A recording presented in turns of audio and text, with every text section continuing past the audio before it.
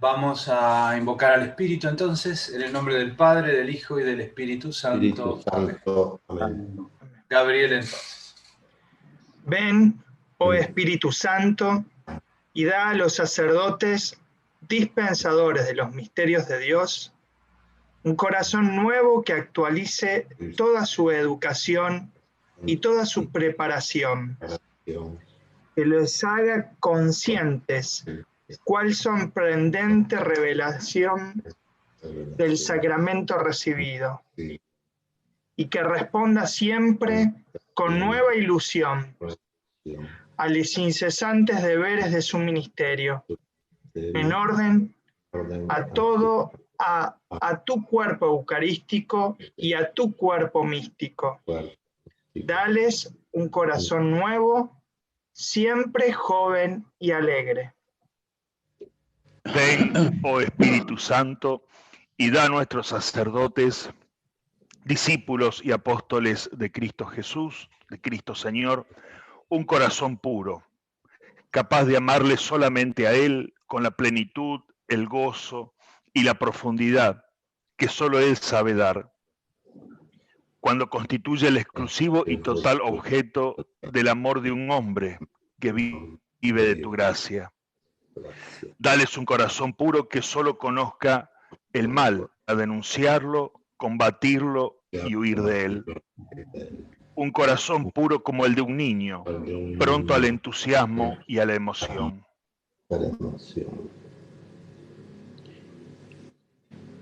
Ven, oh Espíritu Santo, y da a los ministros del pueblo de Dios un corazón grande, abierto a tu silenciosa y potente palabra inspiradora, cerrado a toda ambición mezquina, a toda miserable apetencia humana, impregnado totalmente del sentido de la Santa Iglesia, un corazón grande, deseoso únicamente de igualarse al del Señor Jesús y capaz de contener dentro de sí las proporciones de la Iglesia, las dimensiones del mundo. Grande y fuerte para superar cualquier tentación, dificultad, hastío, cansancio, desilusión, ofensa. Un corazón grande, fuerte, constante, y es necesario hasta el sacrificio. Feliz solamente palpitar con el corazón de Cristo, de cumplir con humildad, fidelidad y valentía la voluntad divina. Amén. Amén. Nos encomendamos a la Virgen, rezamos el Ave María. Dios te salve María, llena eres de gracia, el Señor es contigo. Bendita tú eres entre todas las mujeres, y bendito es el fruto de tu vientre, Jesús. Santa María, Madre de Dios, ruega por nosotros pecadores, ahora y en la hora de nuestra muerte. Amén. Santo cura Brochero, ruega por nosotros. Beato Carlo Acutis, ruega por nosotros. En nombre del Padre, del Hijo, del Espíritu Santo. Amén. Amén. A ver, vamos a cambiar acá la tipografía. ¿Pasó? Y hoy, miren, ahí a continuación les he puesto, porque pega con el tema que tenemos que encarar en estos retiros, que es la dimensión teologal de nuestra vida, la fe, la esperanza y la caridad. A ellos les he puesto, están en dos columnas. La columna de la derecha, mirándolo al texto, está el famoso poema de San Juan de la Cruz, ¿no? Qué bien sé yo la fonte que emana y corre, aunque es de noche, etc., ¿no? Después está la versión, una versión moderna que ha hecho TC. Yo voy a poner un ratito una estrofa, porque además en la versión que yo tengo grabada, las estrofas son en distintos idiomas, solo la estrofa, que es esta, que es muy hermosa, de noche iremos de noche, que para encontrar la fuente, solo la sed nos alumbra, solo la sed nos alumbra. Es una metáfora realmente preciosa, ¿no? La sed nos alumbra, la sed de Dios, la sed de la vida, nos alumbra en medio de la noche, ¿no? Pero bueno, yo se los voy a mandar, enseguida se los mando cuando terminemos. como un material que se puede usar, es muy bello el poema. Yo leo todo el texto de TC, ya leí la estrofa, la antífona, perdón. Las estrofas dicen: qué bien sé yo la fuente que emana y corre aunque es de noche. Su claridad nunca es oscurecida, y sé que toda la luz de ella es venida, aunque es de noche. Esta eterna fuente está escondida en este vivo pan por darnos vida, aunque es de noche. Esta viva fuente que deseo es este pan de vida, yo la veo, aunque es de noche. La canción la versión de TC es muy bella, no sé si la van a alcanzar a escuchar, voy a subir un poquito el sonido.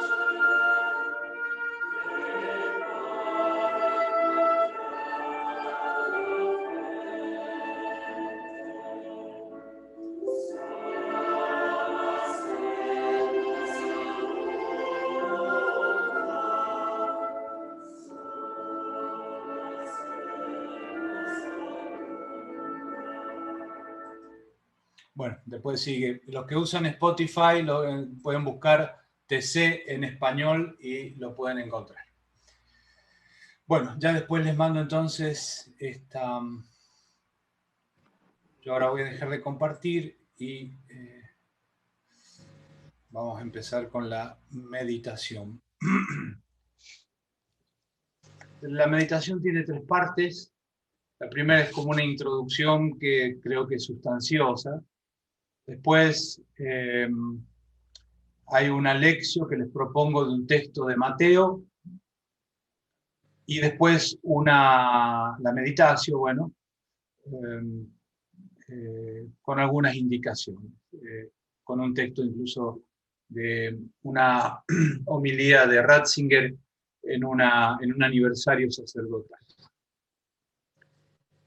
Bueno, en estos retiros mensuales que vamos a compartir hasta fin de año, el tema propuesto es, para nuestra oración, nuestra vida teologal. El contexto es la actual pandemia, con todas las consecuencias para nuestra experiencia de fe como discípulos del Señor, que somos pastores de su pueblo. Cada uno ponga el acento que más refleje el propio camino.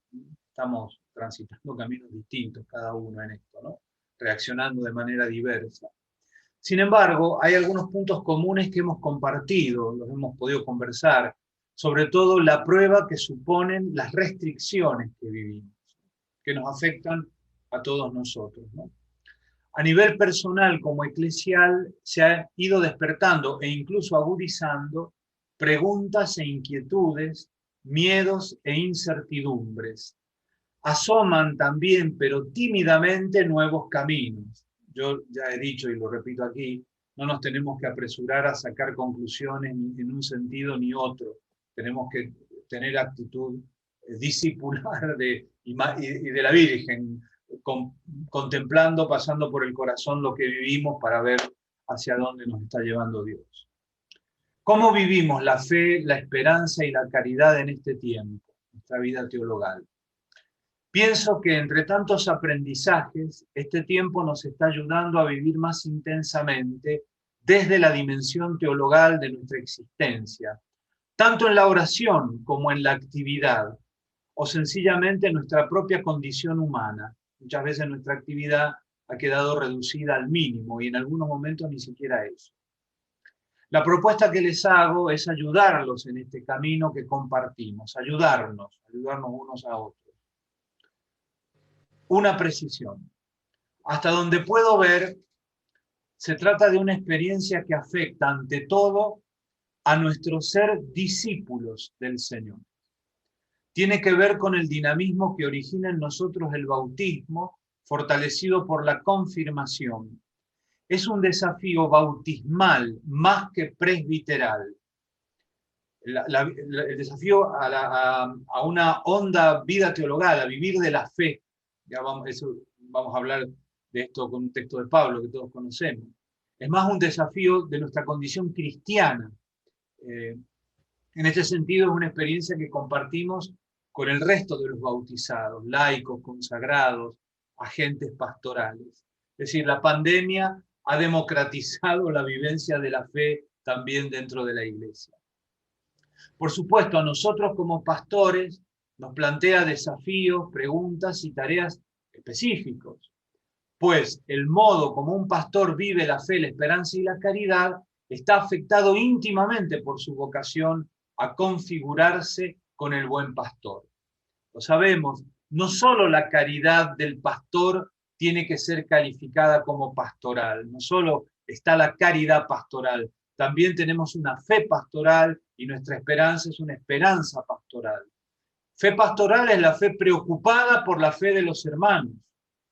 Una esperanza pastoral es una fe ocupada en despertar y sostener la esperanza de los hermanos, de nuestras comunidades. Parece que este matiz es importante, pero vuelvo a subrayar esto. Estamos viviendo una experiencia discipular. La pandemia ha acelerado la vivencia de la fe en su núcleo más profundo, en su núcleo más hondo, ¿no? La gracia de la beatificación de Acutis me parece que va por este lado, porque este niño, en poquito tiempo, en su vida breve, brevísima, vivió desde muy tierna infancia la pregunta definitiva que nos hace cristianos, ¿no? La invitación a ser de Jesús, ¿no? Eso. De un modo muy radical, porque como lo dice su madre, otros testimonios, nuestra familia no era una familia comprometida, no sabemos de dónde, entre comillas, ¿no? Le vino a Carlos de tan chiquito el amor a Cristo, ¿no? Habrán escuchado el testimonio del párroco que a los 5 años lo encontró delante del Santísimo, ¿no? Nosotros sabemos de dónde viene, bueno, la mamá también lo sabe ahora, ¿no? Es el toque de la gracia, ¿no? Es un prejuicio de adulto aburguesado pensar que estas cosas los niños no las pueden vivir, ¿no? Momento. Como punto de partida les propongo esta conocida afirmación de San Pablo a los Gálatas. Si quieren anotar, después todo esto se los mando, ¿eh? Gálatas 2, 19 al 20. La conocemos, la hemos repetido, al menos para mí es muy importante, ¿no? Pablo dice, Gálatas 2, 19 al 20. Acuérdense, es un contexto biográfico, ¿no? Pablo, en el versículo 15, ha contado, es la única vez, porque lo demás lo saben por los hechos, qué es lo que vivió en el camino de Damasco, ¿no? Cuando el Dios que me eligió desde el vientre materno tuvo a bien revelar en mí, eso es muy importante, ¿no? Pablo es muy sobrio cuando cuenta lo que le pasó en Damasco. El Padre es el sujeto de una acción que es revelación. En mí reveló a su Hijo.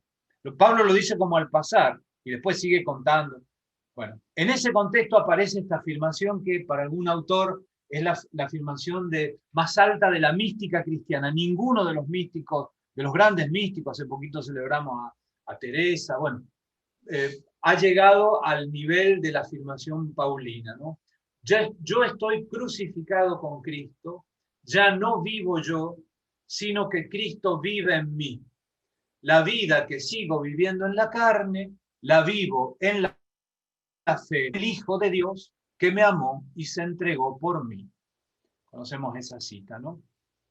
Yo le añadiría otras dos de Pablo, una de Gálatas y otra de Filipenses.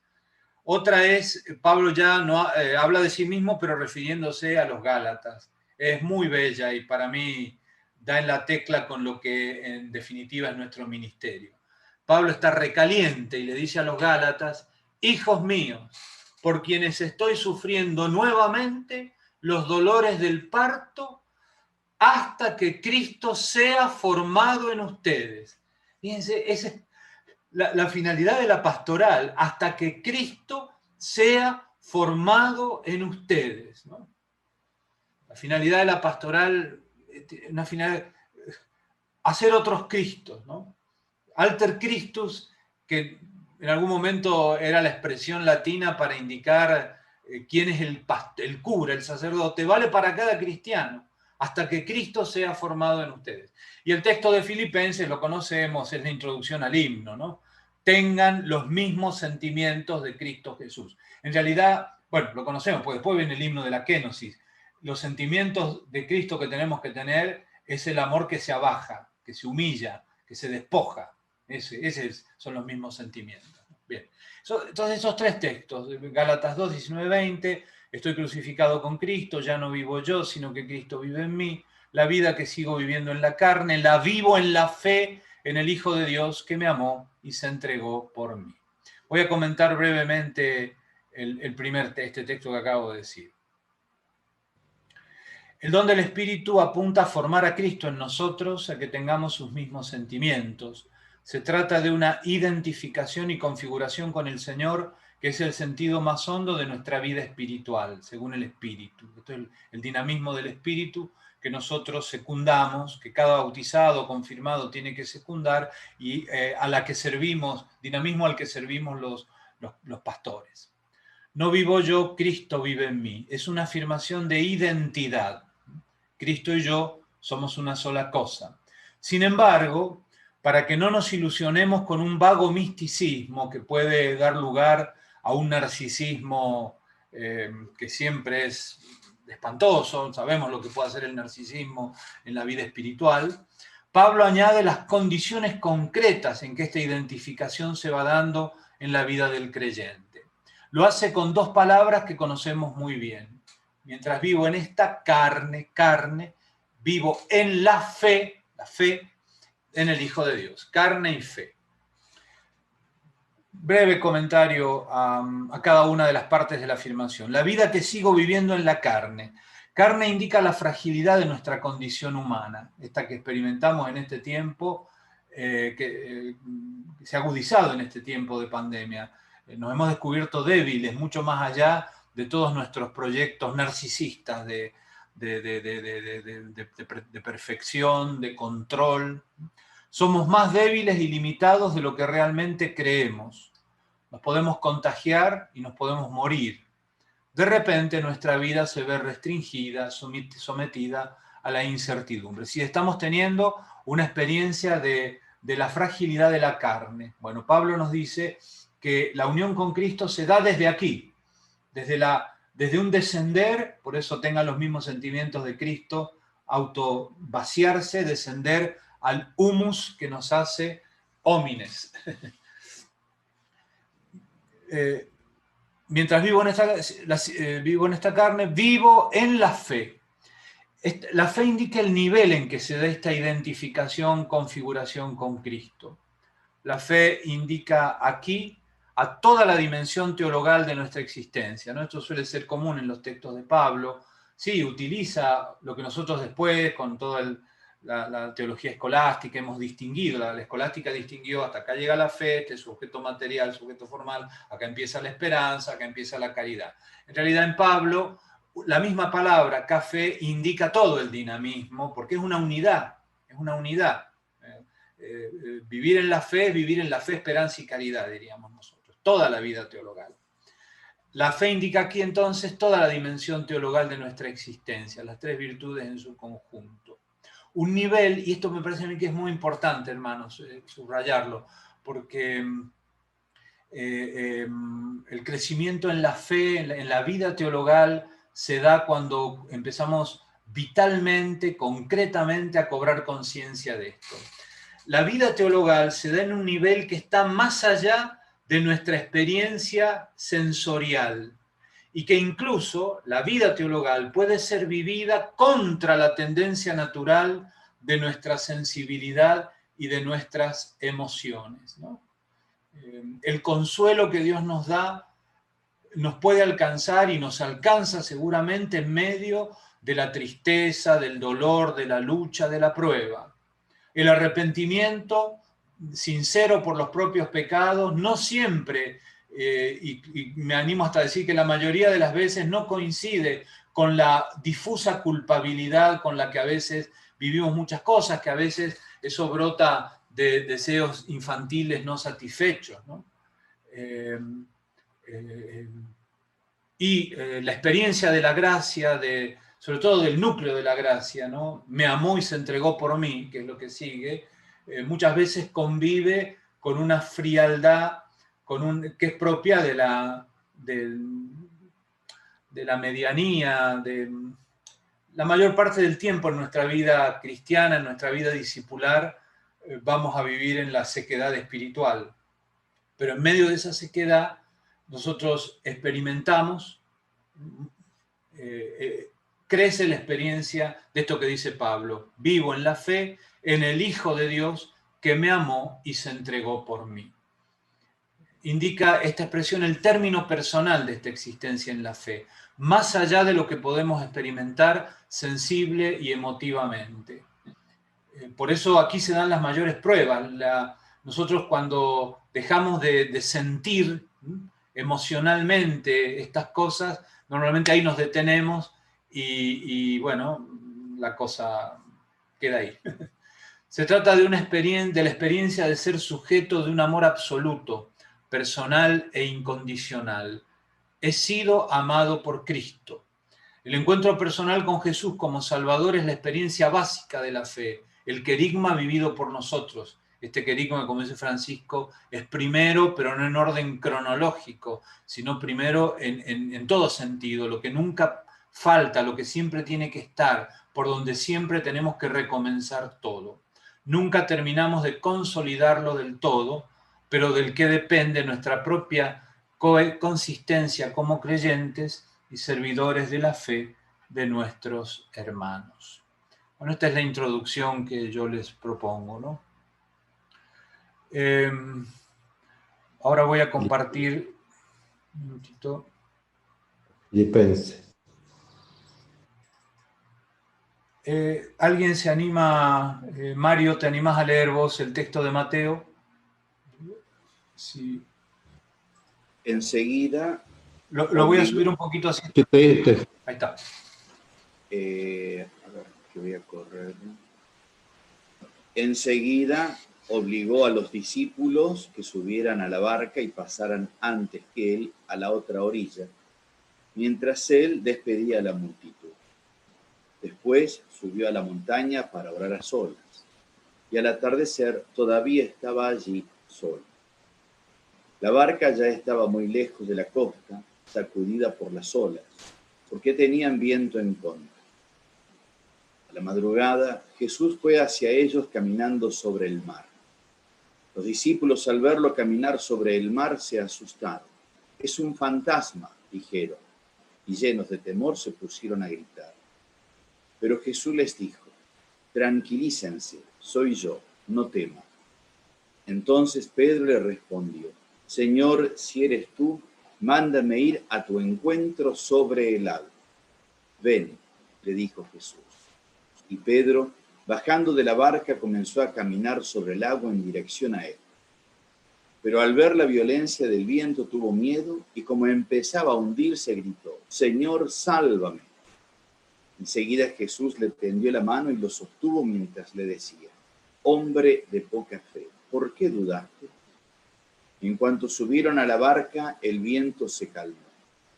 Que estaban en ella se postraron ante él diciendo: «Verdaderamente, tú eres el Hijo de Dios». Al llegar a la otra orilla, fueron a Genesaret. Cuando la gente del lugar lo reconoció, difundió la noticia por los alrededores y le llevaban a todos los enfermos, rogándole que los dejara tocar tan solo los flecos de su mano. Y todos los que lo tocaron quedaron curados. Bueno, si ustedes miran ahí, les dejo un ratito el texto. Repito, esto se los mando enseguida. Mateo. Sí, Mateo, ya te digo, 14, 22 al 36. Está mal puesta la cita. Corregimos. Mateo 22 al 36. El texto tiene tres partes. Obviamente en el corazón está la gran cristofanía. En medio de la tempestad, Jesús va al encuentro de la barca amenazada por las olas, y este diálogo que Mateo es el único que lo tiene, ¿no?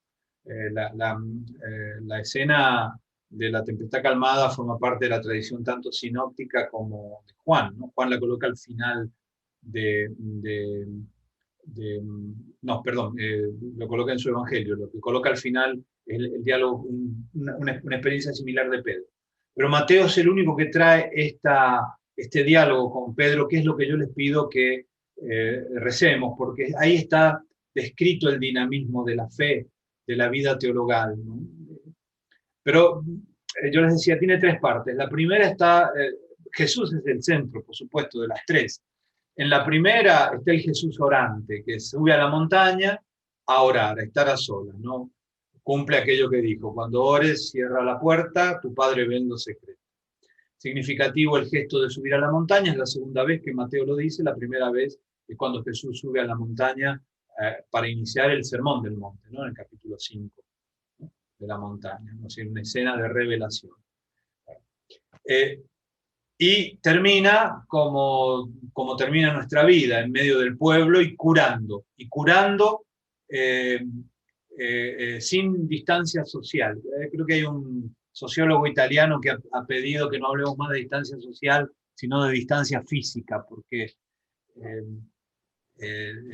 acá se da lo contrario. Acá Jesús físicamente, ¿no? Dice, rogándole que los dejara tocar tan solo los flecos de su manto, y todos los que lo tocaron, dos veces el verbo, quedaron curados, ¿no? Esa cercanía física del Señor, de su humanidad, es fundamental. Pero fíjense, el hilo conductor de toda la escena es Jesús, obviamente, ¿no? Pero el Jesús que ora, transfigurado, yo decía, es como una primera transfiguración del Señor en el monte, es el que camina en medio de las olas, va al encuentro de su iglesia sacudida por las olas, pronuncia las palabras casi como un eco de Éxodo 3, tranquilícese, soy yo, ego eimi, soy yo soy el que soy, es decir, el que camina sobre las aguas, el que tiene el poder, el verdadero poder, el que domina todos los elementos. Y después viene ese diálogo entre Jesús y Pedro. Yo voy a decir lo fundamental, para más datos tienen los puntitos que les he puesto abajo, no voy a abundar para no excedernos en el tiempo, ¿no? Yo les decía, releo, dice, Jesús les dijo, tranquilícense, soy yo, no teman. Entonces Pedro le respondió, Señor, si eres tú, mándame ir a tu encuentro sobre el agua. Ven, le dijo Jesús, quiero subrayarlo. Y Pedro, bajando de la barca, comenzó a caminar sobre el agua en dirección a él. Pero al ver la violencia del viento, tuvo miedo, y como empezaba a hundirse, gritó, Señor, sálvame. Enseguida Jesús le tendió la mano y lo sostuvo mientras le decía, hombre de poca fe, ¿por qué dudaste? En cuanto subieron a la barca, el viento se calmó, los que estaban en ella se postraron ante él diciendo, verdaderamente tú eres el Hijo de Dios. Está hermosamente presentado aquí, dramáticamente presentado el dinamismo de la fe, lo que es vivir en la fe, en el Hijo de Dios que me amó y se entregó por mí. Siempre es un éxodo y nosotros lo sabemos porque lo transformamos también en oración, este deseo de Pedro, de ser como Jesús, de transfigurarnos también nosotros, con la misma fuerza que transfigura Jesús, y caminar sobre las aguas, y poder sobrellevar toda tempestad. Pero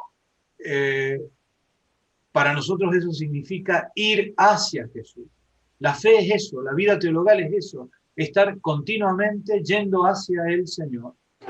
Es decir, y cambiando el centro de gravedad en nuestra vida.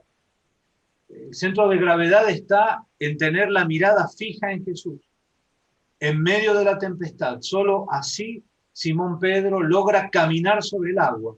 Cuando el viento y el miedo, en la Biblia el viento potente, en medio del oleaje embravecido, genera miedo, y es comprensible el miedo que todos sentimos, que hemos sentido varias veces en la vida, que seguramente hemos sentido en este tiempo.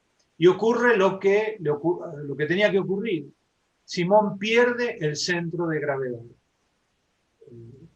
Se contenta con un centro natural de gravedad, que está en el mismo, y por eso se hunde. Y de ahí brota la oración que le permite ser aferrado. El texto dice, le tendió la mano y lo sostuvo, lo aferró. Bueno, repito, este es el dinamismo de la vida teologal, ¿no?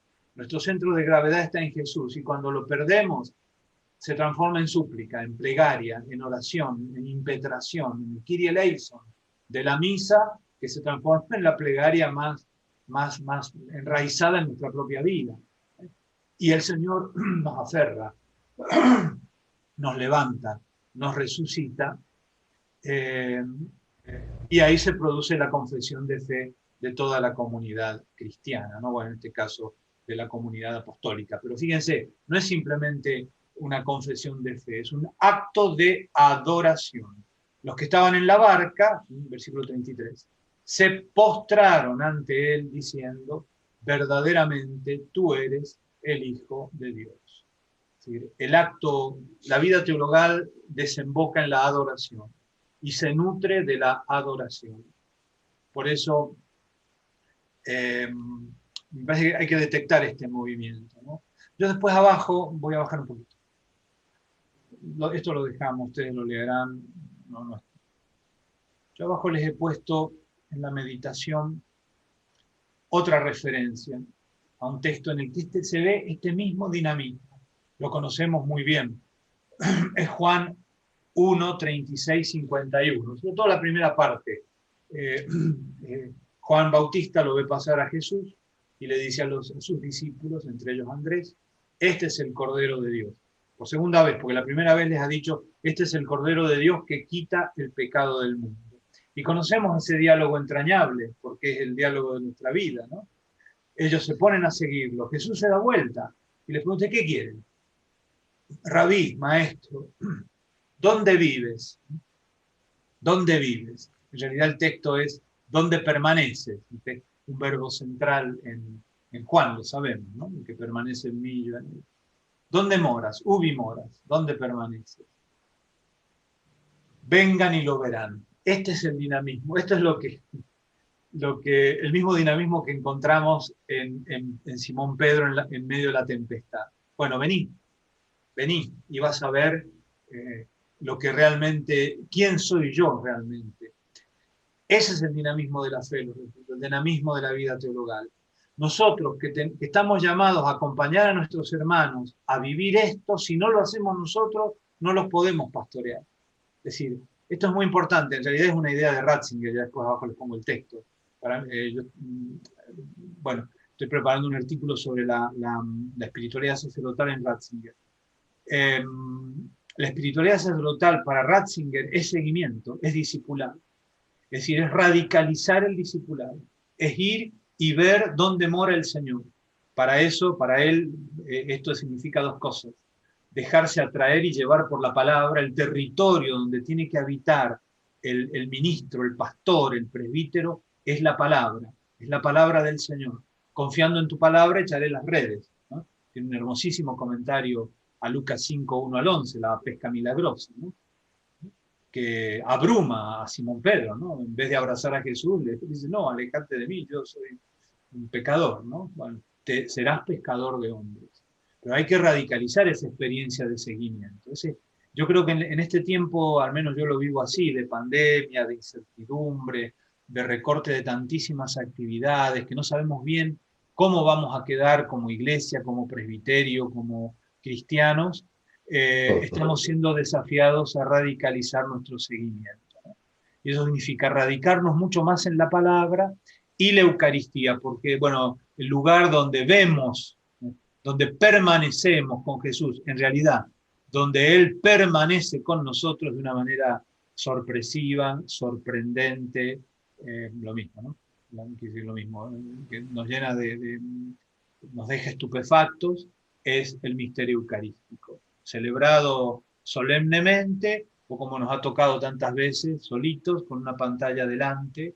Yo estoy absolutamente en desacuerdo con todos los que desde el principio comenzaron a rebajar lo que los curas estaban haciendo al ofrecer la misa a través de las redes. Es verdad que se presta para el narcisismo, para el exhibicionismo, pero hay algo de radical allí. No podemos vivir sin la Eucaristía porque es el lugar donde Jesús permanece con nosotros y nosotros no.